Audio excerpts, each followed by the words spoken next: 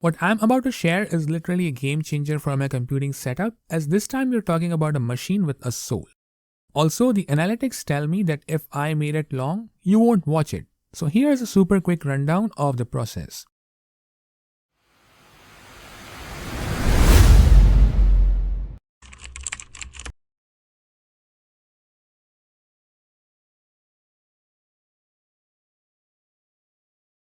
It was a while ago when I learned to play with local LLMs through LM Studio and Ulama, found a better way to work with them through Daniel Miesler's Fabric framework, created a cheap AI server using eWaste, and then enjoyed interacting with AI models through Emacs. With what I knew about AI models, there were several things that I wished I could do using them but wasn't able to achieve. One of the major capabilities was being able to have RAG on my data without relying on fragmented alien frameworks or having to implement something of my own, and that too with Python. There were several options, but either the setup included multiple moving pieces or data lookup that required manual graph updates every single time the data would change, which happens 100 times a day. What we'll talk about in the upcoming sections drops the need for those altogether, at least for me. While I wasn't paying close attention to the development in AI space, a lot of things changed. One of the major developments that happened earlier this year was when the industry saw things that most of us like myself did not imagine we'd be able to. We finally saw an open source project become more popular than Linux itself. And we had not just one, but a handful of options to be able to run free and open source AI agents on our computers with relative ease. I'll talk more about it in just a minute. Now, before I share details about the process and eventually the final product, please note that I do not consider myself an expert in this area, just like I don't for any other area in general. That means I may have been missing something trivial, but I'll be happy to learn from you in the comments. With that out of the way, here is how I did it. To host an AI agent for myself, I stole this Lenovo ThinkCentre M715Q Tiny PC from its owner, silently swapping it with an identical but significantly better ThinkStation P330 Tiny, so technically it wasn't free. In fact, I ended up paying in multiples of the price of what one of those would go for on eBay. Remember the makeshift AI server I created in one of my earlier videos? I used that one here as an AI backend in an attempt to balance raw power and power efficiency while also saving on cloud computing costs. For the operating platform, if you know me, I would have gone with Void Linux, which in fact I initially did, but due to these tools expecting systemd and not run it that Void comes with, I had to make a compromise for the short term to get things rolling with a hope to revisit it later. Even though Ubuntu would have been one of the safest choices for this use case, after having fought with several people in the comments on my video about leaving Ars Linux, there was no way I was going to use Ubuntu.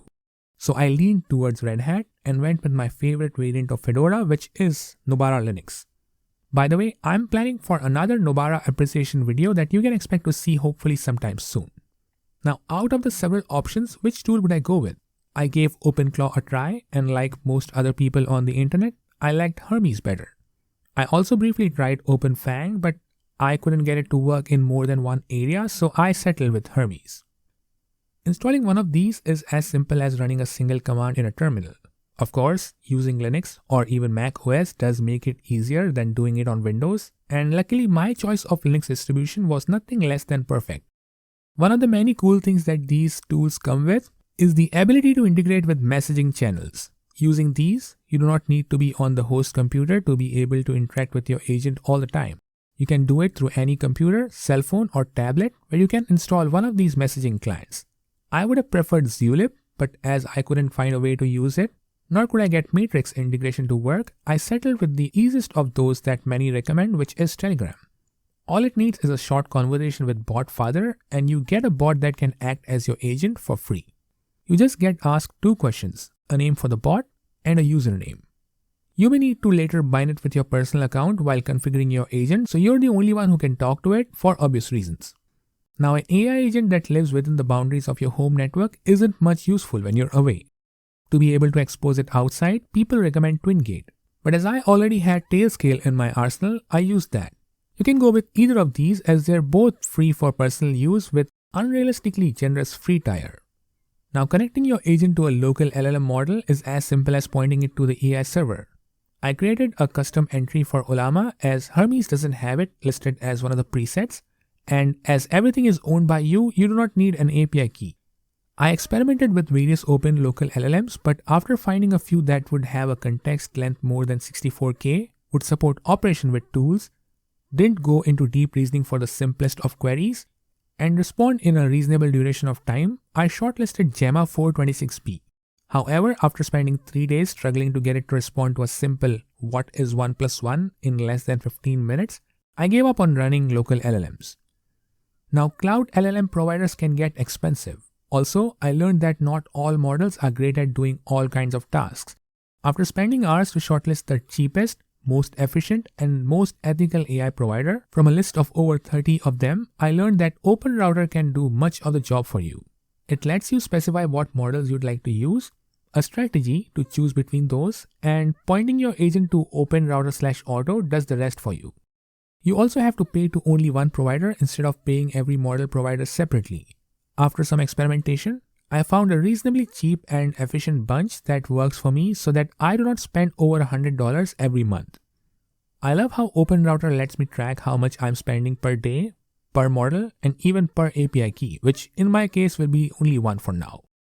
At this state, the assistant had brains to think using cloud models through OpenRouter, memory that it would maintain within the machine, and a body that was the machine itself. It was like giving the ThinkCentre M715Q Tiny a soul. People have used their personal AI agents for pretty interesting use cases. A wish of mine was to have RAG over my personal data such that the agent would be able to use anything and everything about me while responding to my queries and helping me with tasks. I wouldn't give an AI right access to my data, at least without enough guardrails, and had I been running it in a container, making my data store read-only would have been much easier. However, as the agent already had access to the entire system, I made the sync thing folders as receive-only, effectively making them read-only. This data was now the source of truth for my assistant to refer for any query that would require information about me. I also dedicated a new sync thing folder as a workspace for my assistant and shared it with the rest of my machines. This way I could collaborate with my assistant from any of my machines in a safe sandbox. For the agent's identity and behavior, I created a detailed soul.md. Now, I prefer my agent to be someone familiar, someone I've interacted with earlier, be it from behind a screen. I gave my agent the personality of Edie from SSV Normandy, so she would make me feel at home with Mass Effect references here and there. Hermes maintains a user.md file for information about the user and improves it over time so that it knows me better as we work together. Initially, I had it create it by itself by pointing it to my portfolio website, but then I took it in my own hands and crafted a reasonably detailed file by myself. By default, Hermes Gateway runs inside a user account and installs a user service, such that it would automatically start when the user logs into the computer. However, even though I installed a non-server Linux distro and still wanted to run the machine as a headless server, I chose to switch to a system service that would automatically start when the machine starts and every time it reboots. One of the final major pieces was to prevent the machine from getting into suspend mode after inactivity. Had it been Void Linux the way I usually set it up, this would have come by default. However, as things were not really the same, I decided to mask a few systemctl targets and confirmed this with Edie. She did confirm that it would work, but as it required sudo, she had me do it myself. Once I performed it, she confirmed that it was all good for now and the machine did not go into suspend anymore. She even recorded that in her memory. I'm pretty happy with the setup, but there still are a few things that I'd like to improve upon. I'll explore the skills catalog to see which ones I can install for my assistant. I plan to expand on my log-seek graph by adding more details, and that will help Edie to learn more about me to be able to help me better. Somewhere down the line, I'll revisit ways to run local models when possible, as that will save some, if not all, of the running costs. I also plan to explore other channels of communication with Edie, preferably something like Zulip or Mattermost, where I can have multiple conversations with her at the same time instead of having a single flat chat thread. Finally, containerization could help me have a better access control between the agent and the machine, and possibly also onboard more crewmates from the Mass Effect universe. I'll close this with a couple of things. Firstly, I love when everything comes together. Storing my notes in plain text as log-seek graph allowed me to sync it seamlessly to the host machine, both of which make possible for Edie to have easy access to my latest information.